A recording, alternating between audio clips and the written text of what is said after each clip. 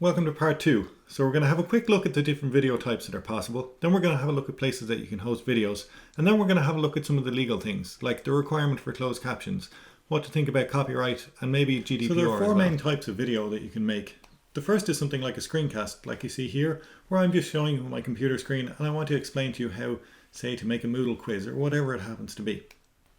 The second possibility is that I want to show you a visualizer video. So that's usually just a camera looking directly at a page that I write on. The third possibility then is a little bit more polished than the visualizer video, is a lightboard video where you're writing in front of you and you can see yourself in the video, or the students can see what you're looking at.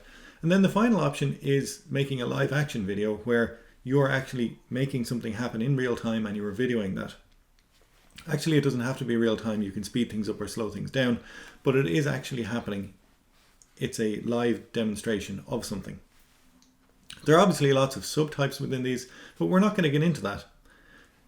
Just to know, these are the four main kinds of videos that you might make for educational purposes. Before you hit the red button, there's a few things you need to consider. So the first is where to actually put your content. And I've just shown you YouTube, and I use YouTube only because it was all that was really available 4 or 5 years ago. But there are other possibilities. There are things like Vimeo, which are publicly accessible, and then there's streams. And so there are a few pros and cons. For YouTube, YouTube is really widely available, loads of features, really excellent platform. Those analytics, they're free, they're just there. All you need is a Google account. There's no limits on who can view your videos. There are pretty much no limits on how many videos you can upload. You can have public videos, you can have private videos, you can have videos that you have to share a link to get to, and you can also have videos that you have to give permission per person who watches it. So it's really useful. And the copyright is retained by the copyright owner. So if you upload a video to YouTube, you can actually take it back down again, and the copyright is still yours. Now, if you get to the stage where you have a large YouTube channel, and I'm talking about like multiples of the size that I have, with a large number of subscribers, then you can get into revenue sharing and that kind of thing. But the con about YouTube, or the one thing I would say is that, that the maximum, if you aren't paying for it, then you're the product, applies. And so when you put those videos up on YouTube, if you don't have ad blocking software in your browser, you're going to see ads, and your students will see ads and that kind of thing. Now in GMIT, all of the Firefox browsers have ad block pre-installed, so that solves some of it, but it doesn't solve everything. And that can mean that your videos are being used to show ads to students. But often, if you tell your students to use an ad block, then it gets around that. And what you do get for it, I suppose it's up to you whether that's a trade that's worth making. The other thing is that shared videos can be downloaded. So you still retain the copyright, but as with all copyright things, they can be photocopied, or you can just use a third-party site to download the video. Even if you don't have permissions, I think you can put permissions on YouTube to allow your video to be downloaded by other people. I'm not sure if that's still possible, but you can definitely just use other sites that are quasi-legal. They say, oh, only use this for things that are not in copyright or whatever, but you can just download whatever you want from YouTube and keep the video. So once your video's out on the internet, like anything else, it's out in the world. So you got to be sure that you're happy to put it out there before you put it on YouTube.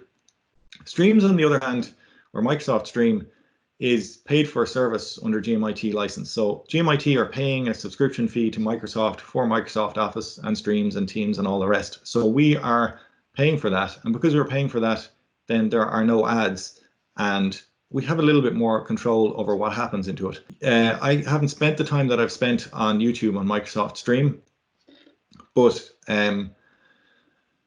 it seems to me to be a good platform. It has analytics that are rivaling YouTube, and they're definitely, Microsoft and Google are competing with each other. So the features that you see in one tend to be emulated on the other pretty quickly. Your account is linked to work. So if you want to use it for public videos, then it's more difficult. It's not shareable. And also, you may be putting up content that you don't want associated with your work account, or that isn't strictly to do with work. And if your work account changes or you get locked out or whatever, then you're going to lose your streams material. So it can be, it's kind of a choice there. YouTube is an open platform, and it doesn't quite meet the Creative Commons requirements, but it's definitely a great way of sharing material. On the other hand, you are essentially feeding the Google ad machine, On the other hand, Microsoft, that's property of GMIT, and the copyright in both cases is retained. Your content isn't readily searchable, so you won't find it by searching in Google or in Bing or wherever. You won't find your content on Microsoft Streams, but you will find it on YouTube. Again, like Irene was saying there, you can pull videos down off these streaming sites, no bother. There are lots of different sites that let you just put in a URL and you download the video. And also, you know, if you have either account, if you have a Google account, your Google account can be hacked, in which case you'll lose your Google account. There's all sorts of phishing. Whereas if that happens in GMIT, Donal will probably look at you and say, shouldn't have done that, shouldn't have filled in your details into that, you know, bogus form. But because GMIT are the owner of that material, then you can get your account back. So there are definitely pros and cons. And as with any online service, you do have to be aware of the dangers of going online and putting in your details and all that kind of thing. But I've had, you know, I suppose 5, 6 years of YouTube working quite well. And, you know, like any other internet service, if you change your password and you're careful about, you know, not letting your details go out and that kind of thing, it works pretty well. Okay, on to 1 or 2 bits of legal requirements and that kind of thing. So this isn't going to be a seminar about copyright. I'm not the person to give that webinar because I don't really have the expertise to tell you all the ins and outs of copyright, and copyright changes all over the world. But what I will say is that if you are uploading material onto a platform like YouTube, they have very zealous copyright infringement detection systems. And what that means is that if you upload it, it will just be taken back down again. And then you will, if you do that a few times, you'll lose your YouTube account, which can be a bit annoying because then the links that you were sending people to no longer work. Things that are copyrighted, well, it's the usual 70 years after the author dies, the copyright expires. So an awful lot of material, pretty much every piece of video material in existence, because video isn't around that long, is still under copyright. So if you were using somebody else's video, then it's going to have a content detection system, and if it's in there, it is going to detect that, and it's going to say that's copyright infringement. The same applies to sound. So if you're trying to make background or apply background music in your video, if that's a copyrighted song, then you can't do that, or YouTube will detect it and they may allow it and just take the revenue from it, or they may say that's not an acceptable use and we're going to take your video back down again. So you have to be a little bit careful. That said, if you're making your own content in a lab and it's all just you and things you've made, then it's your copyright, or between yourself and GMIT are the people who own the copyright for that material. So that is, you know, the other side of things, is that you are in some senses protected by copyright. People can't just steal your material and put it everywhere, but you do have to be careful that you're not including things that are other people's copyright, because they can come back later and say you shouldn't have put that up. The other thing that is really important when you're making videos is the EU Directive 2016 2102. So I'm sure everybody's definitely familiar with that piece of legislation. If not, it basically says that if you're a public body and you're publishing content, then you have to have captions in your material. So that means that for every video that you put up, you have to provide a set of closed captions of what's actually happening in that video, all the spoken words in the video, and preferably other sounds that are in the video too. So it means that it's accessible to people who have hearing impairments or, you know, have other difficulties. That is a legal requirement, or is very shortly, I think from September, will be a legal requirement, that anything published since 2018, so even if you've been doing it this year and last year, will actually include those closed captions. Now, the good news is that Streams and YouTube both have an automatic captioning service. And if you've watched, you know, example will be Orla's video from last Friday, the Bank Holiday Weekend update, you saw that it had automatic captions beside it. The bad news is that it can really struggle sometimes with captioning. So in a video where you're just using, you know, regular everyday words and expressions, that's usually works unless you have a strong accent or you say, you know, something with an unusual accent, which definitely happens. But it can really struggle with technical terms that are not going to be familiar to the AI that's interpreting your words. Then usually it will really struggle with that. And what you're going to have to do is go back and look at those subtitles, and you're going to have to correct them. Now, I don't know what level of enforcement is going to be there. If you have a bunch of subtitles that aren't actually really usable, then I don't think the guards are going to be knocking down your door and saying take that down. But at the same time, it is a legal requirement, and in fairness to the students who are going to depend on those, it is nice to go and after the fact just check that they are there. The other good bit of news is that if you find YouTube or Streams does better subtitles, you can actually download them and upload them between platforms. So we're going to have a quick look at a guide on how to put closed captions into YouTube, how to download them, edit them, and then upload them into Streams.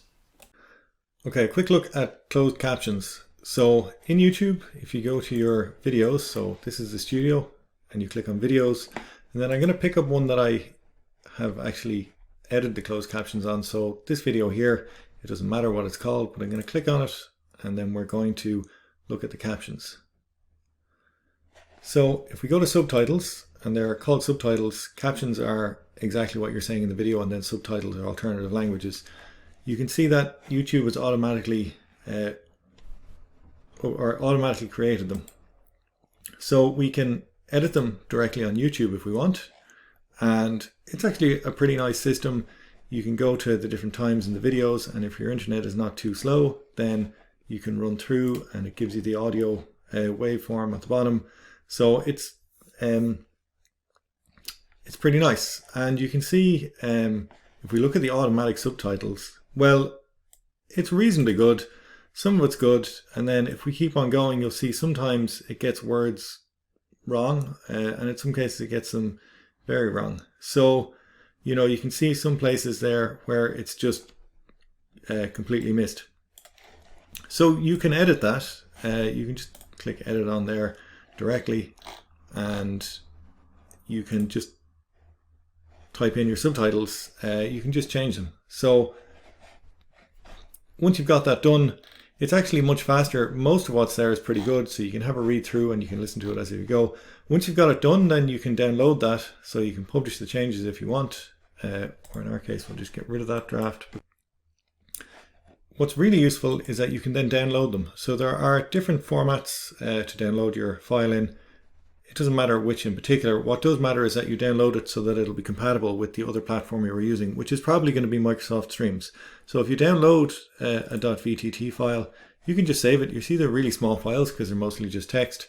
And when you have saved it, then wherever your download folder is, in this case I have some that I've downloaded earlier, you can see that the different file formats can be opened using Notepad. So if you haven't done it before, right click and open, and then select Notepad. And when you open them using Notepad, you can see that it's just quite simply the time from and to in your video, and then the words that go underneath. And so you can edit that directly with the text editor if it's easier than editing it online, particularly if you don't have a fantastic internet connection. When you're done with that, then you can just upload your edited subtitles. The other format is the SPV format, and you can see also pretty similar, time from and to, and then just the text. So it's a small difference, but it's important when you're uploading them to Streams. It'll accept VTT, it won't accept SPV. And if you look at, these were generated in Streams, then because they're automatically generated, it actually puts in a note for each part and gives you a confidence rating of how sure it is that it has the correct subtitles or the correct captions for what you've said. So here's a bit where the confidence is down at 0.73, and you can see that it's a bit off the mark. Here it's saying Armitage City, and I had said Aromaticity. So sometimes it works, sometimes it doesn't. The point is though that you can edit them once and then download your file and upload it to any other platform that you happen to use it. So it doesn't take too long to correct mistakes like that. Once you have it done, then say you're using Microsoft Streams. Well, here's my Streams. If we go to my content and we go to my videos, then it's easy enough to edit that video.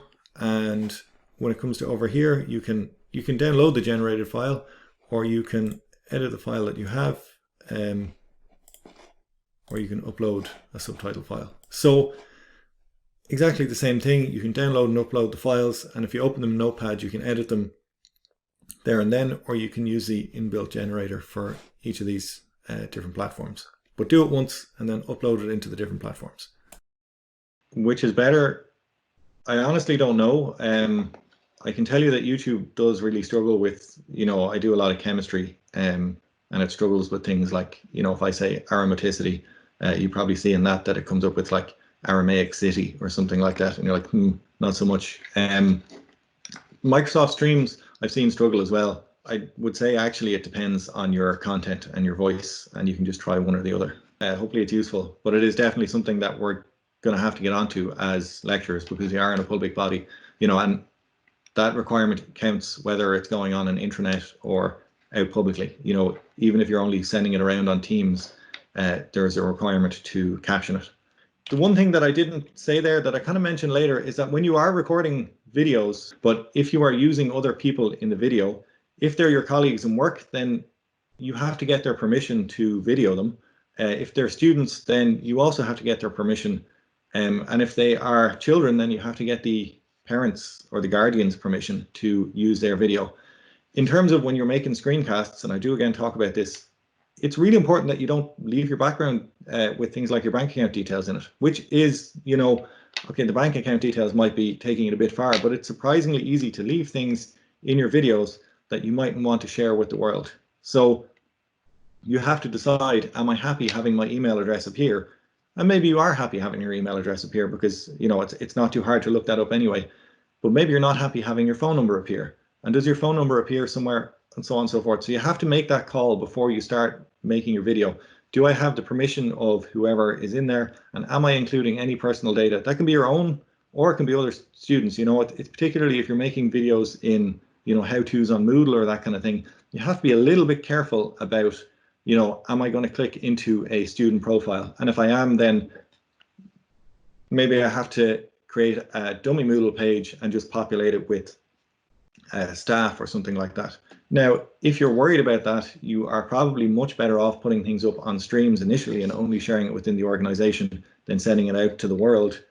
Because even if, you want to avoid breaches or accidents like that, but you're much better off sharing it to the, few thousand people within GMIT and getting feedback saying, oh, Cormac, you left in, your doctor's appointment or whatever in the background, versus just putting it out on YouTube and it being out in the world forevermore. Amen. So that's just kind of a word of caution there.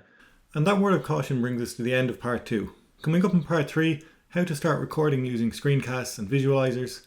In part 4, we'll look at lighting, camera and live action. And then in part 5, video editing. I hope that's been helpful. If you have any questions, post them below. That's all for now.